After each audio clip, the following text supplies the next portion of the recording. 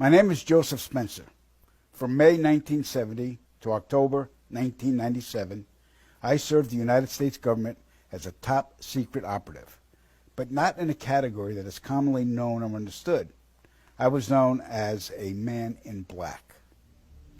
Following 7 years acting as a counterintelligence agent for the CIA, I was recruited for a new assignment that entailed working within above top secret operations. I was aware of the black budget projects, but never knew the context of them due to their high level of secrecy. Even the president was denied access to their inner workings. Annually, billions of dollars are poured into black projects, which operate without any supervision or intrusion. They have full autonomy. The operations deal primarily with advancing military technologies, most of which have been reverse engineered from recovered alien spacecrafts that had either crashed or were shot down by our military. The public, sadly, will never, ever have knowledge of these operations. This transition in my life happened in 1970. The senior black project director was William T. Latham, who had worked under CIA Executive Director Richard Schlesinger. Latham stated that I was the perfect candidate for my new position. I was a foster child, and I had no connections to existing relatives. I had no friends or social life. It was easy for them to erase my past and provide me with a new identity. I gave myself to them as a priest would to his God. But first, my mind had to be erased. I was injected with various forms of mind-altering drugs, LSD, heroin, mescaline, morphine, sodium pentothal, and more. Drug-induced hypnosis followed with antegrade and retrograde amnesia. The goal was to program me to do two things: kill and forget. After 9 months of programming, I had become a man in black. What I later discovered was that not all the men in black were human. About a third were alien hybrids. Their distinctive feature was the absence of whites in their eyes, giving the impression of empty eye sockets. This unsettled me, and it took months to adjust to the reality of alien integration. My assignments largely dealt with UFO sightings and crash sites. In August of 1971, I witnessed my first UFO crash site just north of Edwards Air Force Base in California. Inside the craft were 3 grayed humanoids, 2 dead, 1 still alive. Also in the craft was a human female abductee. The alien humanoids were transported to the base, but 2 witnesses had arrived before us and took several photographs. The first surrendered his camera, but the second fled. When we apprehended him, he resisted, and I was ordered to silence him, which I did. The killing of witnesses was executed with a wand that acted very much like today's taser, but the voltage from the wand would cause immediate cardiac arrest, and the victim's death would be attributed to natural causes. We silenced countless victims, not only men, but women of all ages and even teenagers. The following day, after each kill, our memories were reset, so we would have no recollection of the murders. A good majority of the victims were ufologists and whistleblowers.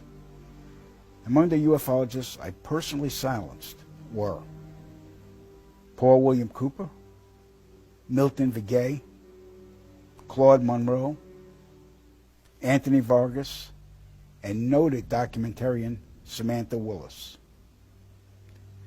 When my wand malfunctioned with Samantha, I resorted to strangulation.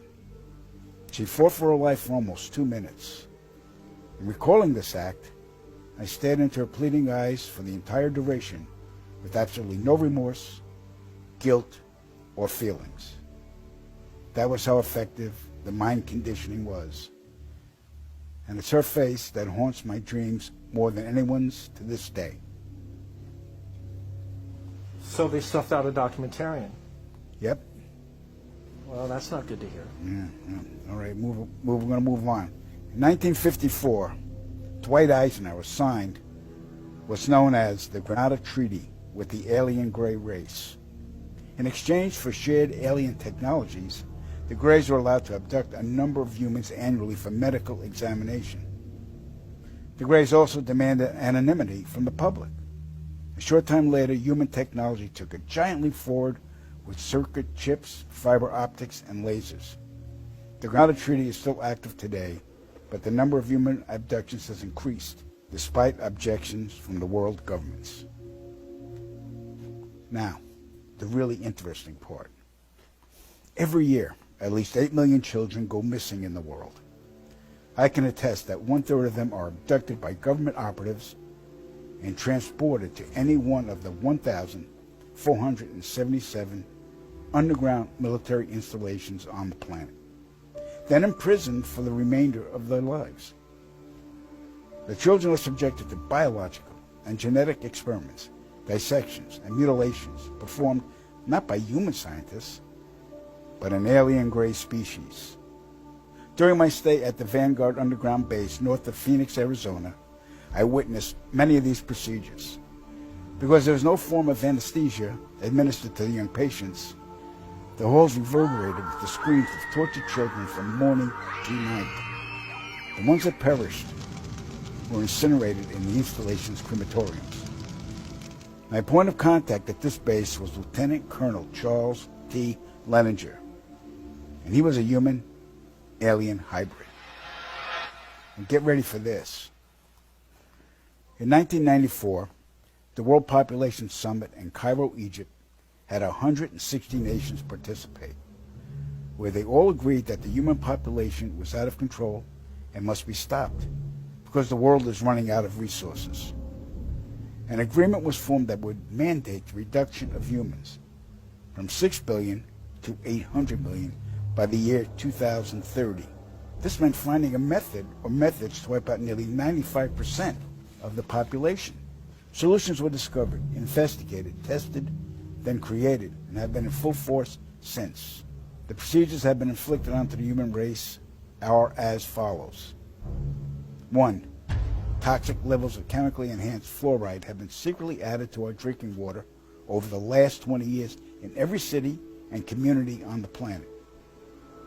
I personally oversaw the delivery of fluoride barrels to Denver, Chicago, Tampa, and Minneapolis water departments. The adverse effects of fluoride poisoning to the human body are numerous and debilitating. The effects to children is damage to their neurological development, among other serious ailments. 2. Man-made viruses and diseases.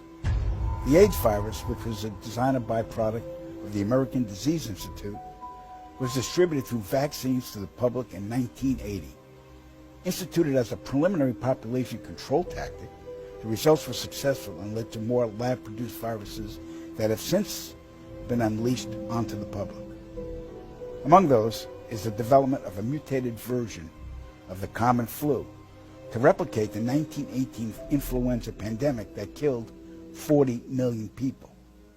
The first strain of this new flu virus will be released to the public in late 2017.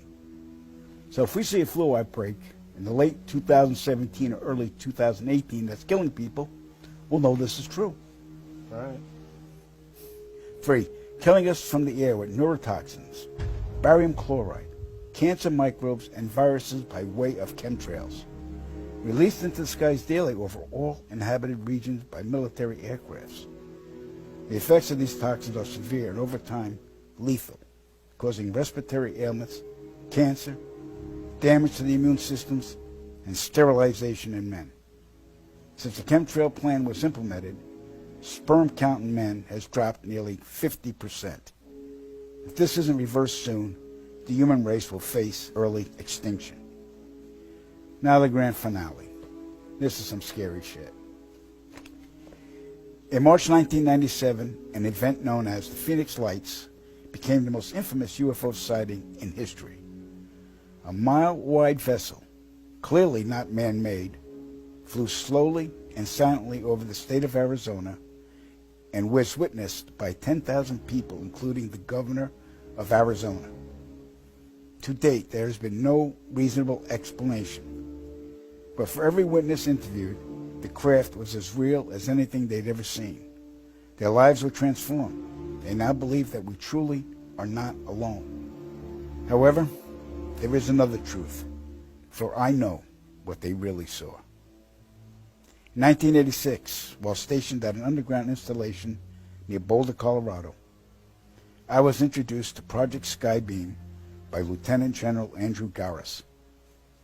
I was then led down a corridor and into a large hangar where a stealth bomber hovered only 20 feet above me. I stood there confused. Then Garris looked over at me and smiled, then asked if I was certain of what I was seeing. I replied, of course. What else could it be? I was then shocked to find out that this wasn't a real craft. It was a projected hologram. Since the early 1950s, scientists have been developing holographic technology, and over the years improved it to a state that we can only imagine. As I stood there staring at the bomber, which looked so absolutely real and solid that I could reach up and touch it, I contemplated the possibilities. What if this projection was 1,000 feet up in the sky? How would anyone know that that was an illusion? The Phoenix Lights craft, witnessed by 10,000 people, was the first grand-scale skybeam test upon the public. It succeeded beyond expectations. In October 1938, Orson Welles unleashed his War of the Worlds radio broadcast to the American public. It was so realistically portrayed, vast portions of the population went into panic. Terrified citizens scrambled to evacuate their cities in droves. America had been easily tricked by very simple means. To amplify this response, those who are truly in power of not only our country, but all the countries on the planet, and who are the true purveyors of the depopulation process, have formulated the final stage of their sinister plan. In the year 2024, a global event will alter the course of mankind's future. The world will stand witness to a massive alien invasion. Thousands of projected holographic alien warships will blanket the skies, sending people into a global panic. Real military crafts within the holograms will inflict actual damage to the surrounding areas to sell the gimmick. And as a result of the ensuing human chaos, a one-world government will immediately form without any resistance from the people. They will be the new world order. Once this happens, we as a people will be doomed to enslavement and accelerated depopulation. With that said, the only hope for human salvation is to acquire and spread the knowledge of these activities and agendas. Resist, retaliate, then conquer this imposing enemy. The time is now, as humanity is rapidly approaching its final days.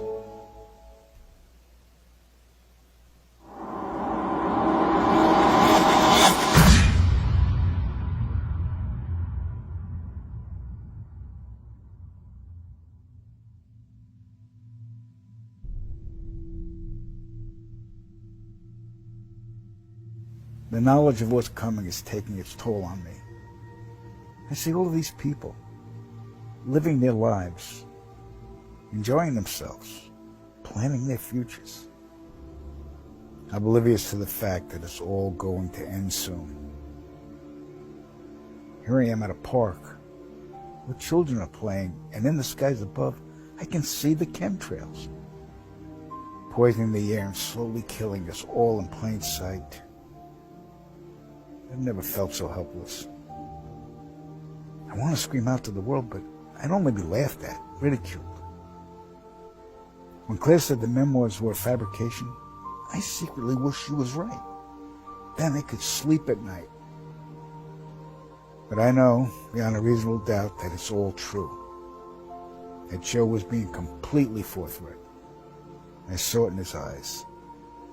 I heard the tremor in his voice when he spoke about it. It didn't come off as an admission. It was more of a deeply concerned confession. He was scared for us all. And that says a lot, coming from a man who was a government assassin.